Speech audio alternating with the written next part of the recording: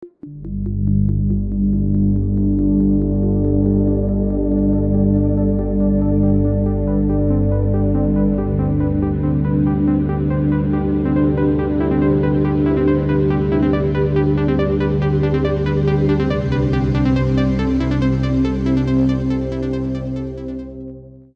de nuevo a toda la audiencia de Mentibus, les damos la bienvenida al programa de las Mentes Abiertas. El día de hoy nos encontramos con la profesora Magdalena Echeverry. Ella es directora del Grupo de Investigación en Citogenética, Filogenia y Evolución de Poblaciones. Es graduada de la Universidad del Tolima y tiene estudios de maestría y doctorado en genética en la Universidad de los Andes. La profesora Magdalena además está a cargo de procesos de investigación muy importantes en la universidad que han arrojado resultados que se ven reflejados en diferentes publicaciones. Doctora Magdalena, bienvenida a este espacio. Muchas gracias por invitarme. Para empezar, queremos, doctora, que nos cuente un poco de su infancia. ¿Cómo fue ese periodo de su infancia? ¿Cómo vivió esa etapa de su vida? Pues mira, yo tuve una infancia recorrida porque nací en Bogotá. Me bautizaron en Armero, por eso mi cédula es de Armero, Guayabal. Aparezco como nacida en Armero y mis primeros recuerdos de infancia son en el Espinal. Cuando tenía cerca de 8 años vinimos a vivir acá a Ibagué desde el Espinal y pues más o menos desde esa época me ha tocado convivir con la universidad porque mi padre llegó como jefe de zona de Tolima, Huila y Caquetá al Ministerio de Agricultura y la universidad le pidió el favor de que tomara las cátedras de botánica y fisiología vegetal en esa época cuando la universidad funcionaba en San Jorge. Entonces, pues mis primeros recuerdos están muy ligados a la universidad. Nosotros vivíamos en Santa Elena cuando esto era un potrero. Aquí donde están las instalaciones de la universidad no existían, era un potrero. Yo llegué a Ibagué en el año 59. Y creo que fue en el año 63 que mi papá se vinculó, o 62 tal vez, que se vinculó de planta a la universidad porque antes estuvo como catedrático. De manera que yo venía a la universidad acompañándolo a él que le gustaba mucho el inglés. Venía a la universidad a tomar clases de inglés con mi papá. Desde esa época pues me encantaba venir y bueno, además de las clases de inglés veía a los muchachos y fuera de eso, pues, bueno, al principio era en el centro, en la escuela de lenguas quedaba como en el antiguo San Luis Gonzaga. Ahí al frente había una casa vieja y ahí era donde íbamos todas las noches mi papá y yo a recibir clases de inglés. Toda mi vida transcurrió como al lado de la universidad, por eso tal vez siempre quise estudiar acá y me gradué y a los 2 meses empecé a trabajar acá desde el año 73. Entonces sí, mis años de infancia están muy ligados a la universidad. Doctora, ¿cómo nace ese amor por la biología? Pues yo creo que a raíz de lo que te estoy contando, yo desde muy niña estuve en contacto con la biología en general, pero digamos que a pesar de que mi padre trató de inducirme por el lado de la botánica, que me gusta mucho, no era mi pasión. Siempre quise ser genetista, es una cuestión de vocación. Y pues, como te digo, ingresé a la universidad, tan pronto me gradué. Yo estudié biología y química y pues muy marcada por la influencia de él, ¿no? Nosotros recorrimos muchos sitios de Colombia, por ejemplo estuvimos 2 veces en la Macarena, en la Sierra de la Macarena, en unas prácticas que organizaba él de 3 semanas.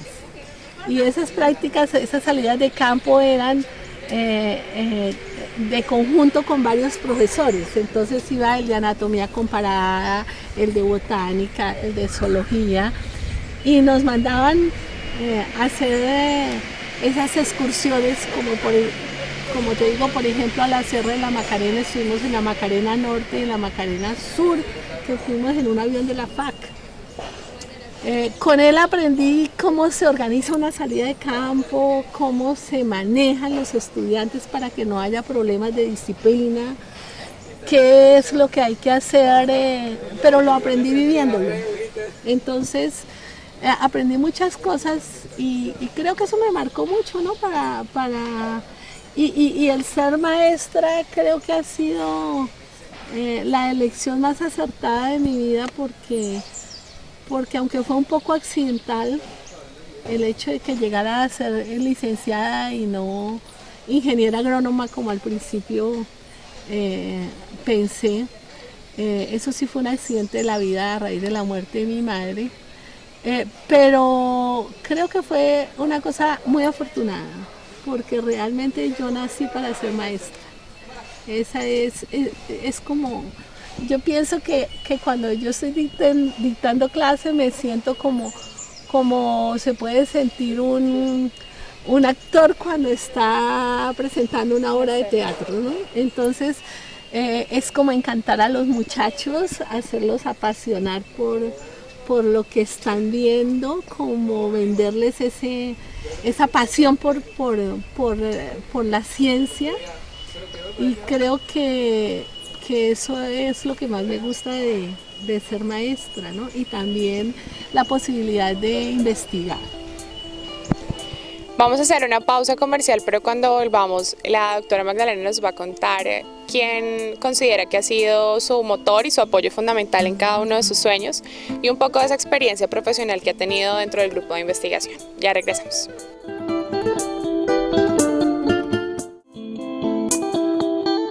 Doctora, si tuviera que definir la persona que ha sido el apoyo fundamental para sus sueños, ¿a quién mencionaría? Bueno, yo no puedo decir una sola, son dos, porque la primera, como te decía, es mi padre, del cual aprendí todo lo que soy como maestra, y la segunda es mi esposo, porque él, a partir del momento en que yo me casé, él se convirtió en la persona que me ha apoyado siempre en todas mis aventuras de la investigación. Él, por ejemplo, en mi tesis de doctorado y de maestría, las colectas y las salidas de campo yo las hacía con él me llevaba, aprendió a cazar moscas, aprendió a manejarlas. Él era el que organizaba las salidas y nos íbamos con él y con mi papá y con los niños, y era toda una empresa familiar, porque en el doctorado, por ejemplo, teníamos que ir a los desiertos de La Guajira, y pues yo sola eso no habría podido hacerlo sin el apoyo de esos dos personajes, porque eran los dos, eran cómplices en llevarme y traerme para todo lo que yo necesitara, y además íbamos con los niños empacados en el carro y era toda una aventura, ¿no? Entonces a esas dos personas, Raúl me ha acompañado mucho, él me ayudaba a cuidar los niños, si tiene que hacer de comer hace, si tiene que lavar pañales, lavaba pañales porque no había pañales desechables en esa época. Todo lo que fuera apoyarme a mí era de una manera incondicional, y eso es algo que yo le agradezco mucho a él y a la vida, porque yo veo tantas vocaciones de las mujeres frustradas porque sus esposos, en vez de ayudarlas, las trancan. Ha sido todo lo contrario. Aquí la que ha podido hacer muchas cosas he sido yo, porque mi esposo siempre ha estado ahí sacrificándose para que yo pueda hacer lo que quiero. Doctora, pasando un poco al campo de la investigación dentro de la Universidad del Tolima, ¿cuál ha sido ese proyecto que ha liderado, que ha marcado su vida personal y que más satisfacciones le ha traído?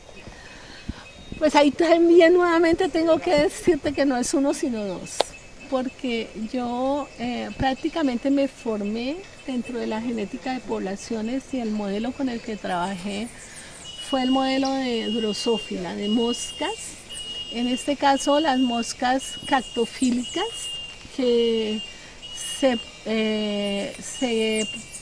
encuentran ubicadas en los cactus en descomposición y en los frutos maduros en las zonas desérticas. Entonces, el modelo de investigación con el que trabajé muchos años y todavía sigo haciendo algunas cosas es el modelo de moscas, estudiando dos poblaciones que están separadas por más de 1000 kilómetros de distancia, que son las del desierto de la Tatacoa versus las del desierto de la Guajira. Pero también me he interesado mucho en el campo de la genética de poblaciones humanas, y en este momento el fuerte del trabajo lo tenemos en los proyectos que tienen que ver con la genética del cáncer. Estamos trabajando con cáncer de colon, cáncer de seno, cáncer de tiroides y cáncer gástrico. Este proyecto ha sido un proyecto que prácticamente nos ha absorbido porque los trabajos han sido de gran magnitud. Hemos obtenido apoyo de la Unión Europea, apoyo de empresas como GlaxoSmithKline, apoyo de la Universidad Total, de la Universidad del Tolima, de otras universidades en el exterior como la de Oxford, la de California. Entonces esto ha generado la posibilidad de que podamos tener un laboratorio muy moderno como el que tenemos ahora, lo cual es muy difícil conseguir con las moscas. Pero en fin, la genética siempre es una, ¿no? Al final vamos al ADN, a los genes, y es lo mismo para animales que para plantas, hombre o lo que sea. Pero son dos modelos muy interesantes que me han permitido desarrollarme mucho. Entonces, si tú me pones a escoger, pues es como lo que te decía ahora de los dos personajes, ¿no? Han sido igualmente importantes. ¿Qué cree Magdalena Echeverry que le falta hacer en su vida? Pues mira, lo único que me falta es seguir haciendo lo que estoy haciendo. Porque realmente yo me he puesto a pensar y a hacer balances y mi vida ha sido una vida muy grata. Encontré la profesión perfecta. O sea, ¿qué me gustaría? No poder hacer nada en este campo, ¿cierto? Pero me encanta lo que hago porque la genética me apasiona. Me encanta enseñar, me encanta trabajar en investigación, de manera que es casi que un juego, no es algo que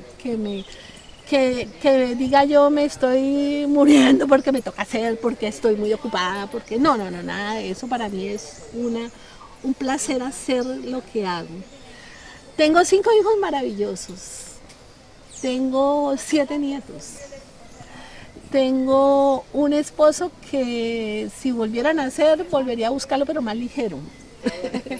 Sí, una familia, padre y madre maravillosos, una familia grande, al estilo antiguo de 10 hermanos. De manera que no me ha faltado nada. Yo creo que lo único que me falta realmente es morirme.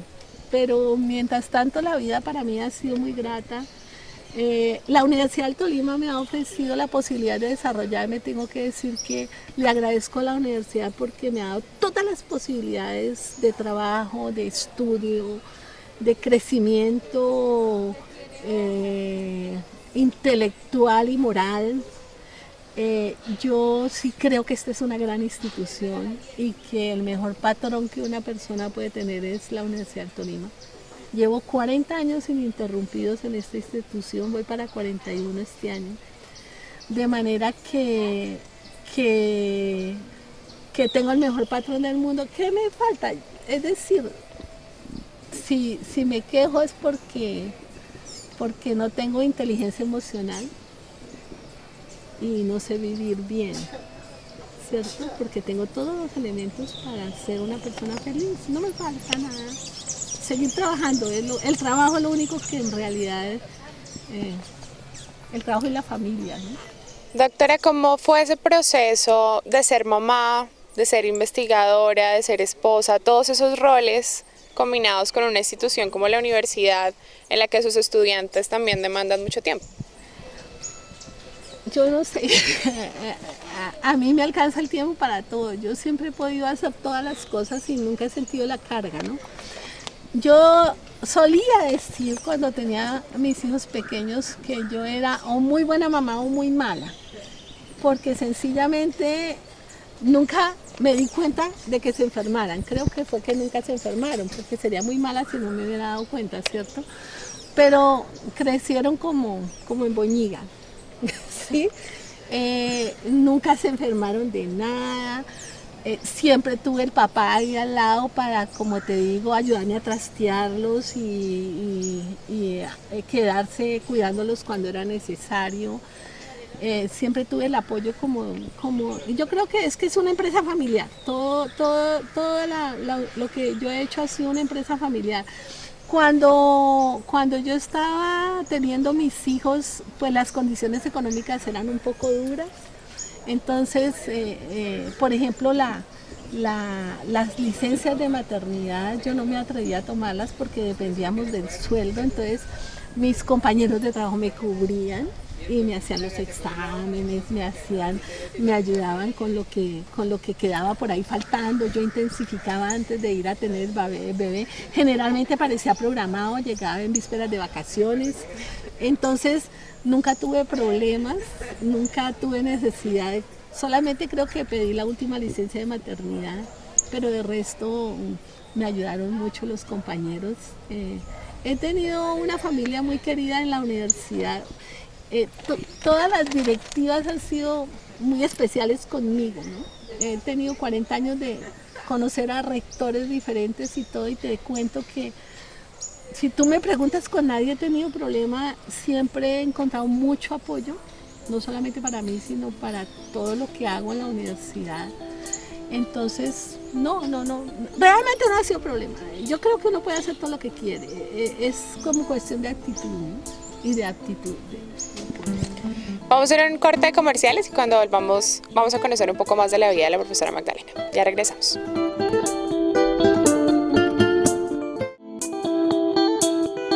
Bienvenidos de nuevo. Ahora vamos a conocer un poquito de cuáles son los pasatiempos favoritos de la profesora Magdalena Echeverry. Bueno, nosotros con mi esposo y mis hijos tenemos una reserva ecológica, y en esa reserva ecológica hacemos servicios de educación ambiental y ecoturismo. Una de las cosas que más me gusta es ir a la reserva. Me hace mucha falta porque el campo como que me equilibra mucho psicológicamente. Y antes de la reserva, y todavía tenemos una finca en la Martinica que se llama La Betulia. Y entonces cuando estábamos levantando los niños, teníamos las primeras niñas, apenas nos íbamos en Bestia. Había una que se llamaba Relámpago, por lo vieja, y entonces yo me montaba en Relámpago con una niña adelante, la otra atrás, y mi papá y mi esposo iban cogidos por turnos de la cola de Relámpago y subíamos la Martinica porque no había carretera. Allá tenemos la finca y en esa finca pues pasábamos todos los fines de semana con los niños. Entonces ha sido como mucho el campo, ¿no? También me gusta viajar, pero lo que más me gusta indudablemente es leer. Esa es, digamos, como mi pasión. Yo creo que yo he leído no sé cuántos libros en mi vida, pero eso es continuo, ¿no? Si me voy al baño me llevo un libro. Entonces, si estoy oyendo televisión, estoy también leyendo mi libro. O sea, es algo que siempre tengo que tener, y cuando voy a viajar, ahora es más fácil porque antes me tocaba echar los libros en la maleta, ahora cargo mi tablet y ahí cargo todo lo que necesito para leer. Entonces, ese es como mi pasatiempo principal. ¿Qué es lo que le disgusta a la profesora Magdalena? Que le saca la piedra. Bueno, de las cosas que me molestan, no son muchas en realidad, porque yo tengo como un lema, y es que a uno no lo ofende el que quiera, sino el que puede. Y para ofenderme a mí se necesita mucho, porque yo casi siempre trato de ponerme en el lugar del otro pues no me siento ofendida. Realmente muy pocas veces me molesto, pero tal vez creo que sí me ofende un poco que que subestimen mi inteligencia y traten de engañarme. Entonces cuando la gente cree que lo puede engañar a uno y que uno no se está dando cuenta de que lo están manipulando o algo, eso me molesta. Pero de resto, pues yo creo que hay que aprender a vivir, ¿no? Y entre menos... Me molestan los tacones, por ejemplo, entonces nunca los uso, ¿sí? Me molestan los perfumes, entonces nunca los uso. Y así con las personas, si hay cosas que me molestan, procuro más bien evitarlas que hacerme la loca, ¿no? Pero es bobada ponerse uno muy bravo. Doctora, ¿cuál ha sido el momento más difícil de su vida? Yo creo que la muerte de mi mamá, porque mi mamá murió cuando nosotros estábamos todavía muy jóvenes, los mayores. Yo apenas acababa de ingresar a la universidad y éramos, como te digo, bueno, en ese momento ya éramos 9 hijos, ya había muerto una niña y pues todos éramos estudiantes. Yo era la tercera, pero la mayor de las mujeres. Entonces eso fue como una cosa demasiado grave en la familia, ¿no? Porque era una mamá de esas super mamás, ¿sí? Con una casa súper perfecta porque ella era muy ordenada, muy rigurosa con todas las cosas, pero a la vez muy amorosa. Y entonces todo marchaba como que todos vivíamos en las nubes porque había alguien detrás que manejaba todo, ¿no? Y de pronto ese personaje desaparece y pues viene el caos, ¿no? Pero ahí estaba mi papá. La familia empezó a pretender repartir los niños, que yo me llevo que yo voy a hacerme cargo de este otro, a decir sobre, por ejemplo, sobre la vida de Magdalena. Ella quiere estudiar, pero una tía monja decía no, Dios le pide que se dedique a cuidar a sus hermanos y ayudarle al papá. Bueno, era terrible. Mi hermano menor tenía 5 años. Entonces, afortunadamente apareció esa persona sabia que fue siempre mi padre, y él dijo, no, miren, yo les pido el favor de que se tranquilicen, se murió la mamá, pero quedó el papá y la familia no se puede disgregar. Yo me voy a quedar con todos mis hijos, los mando a vacaciones las veces que quieran, yo les agradezco mucho, los quiero mucho, pero ellos tienen que aprender a vivir sin mamá porque son huérfanos. Esa es la oportunidad que les da la vida de enfrentarse a la muerte, de conocerla y de saber que es algo que hay que asumir, ¿no? Él fue muy sabio, no dejó que nadie se llevara a los niños, nos quedamos todos unidos en la casa. Y a mí me dijo, usted no se preocupe, tiene que seguir en la universidad, todos vamos a asimilar esto y entre todos nos vamos a ayudar y vamos a conseguir que nos apoye más. Pero yo no quiero personas sacrificadas porque yo a ninguno de mis hijos le pedí permiso para tener más hijos. Entonces a mí me dijo esto que yo aprendí, él me dijo, el día que tenga sus hijos, no me los vaya a traer para que yo responda por ellos.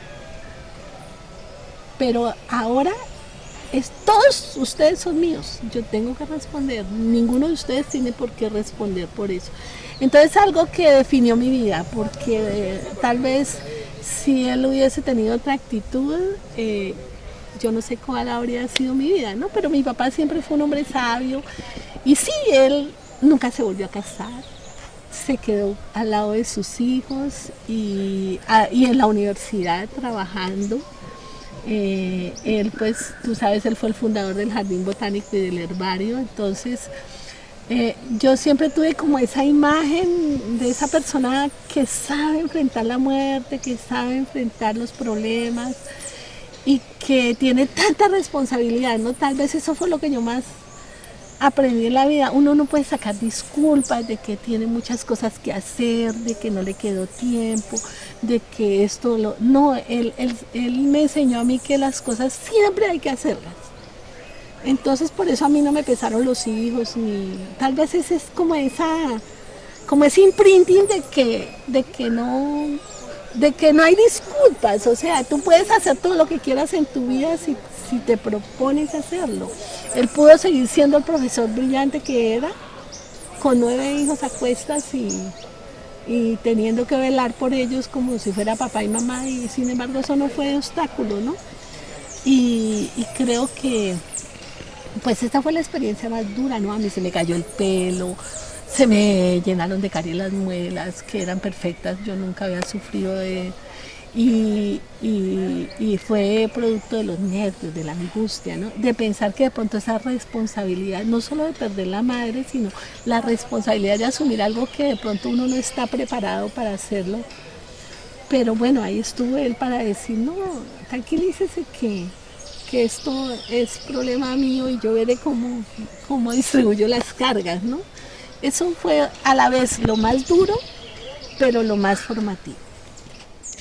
Doctora Magdalena, muchas gracias por haber estado en este espacio de Mentibus, el programa de las mentes abiertas. De nuevo, agradecer todo ese aporte que hace la Universidad del Tolima, no solo el académico, sino el personal. Muchas gracias.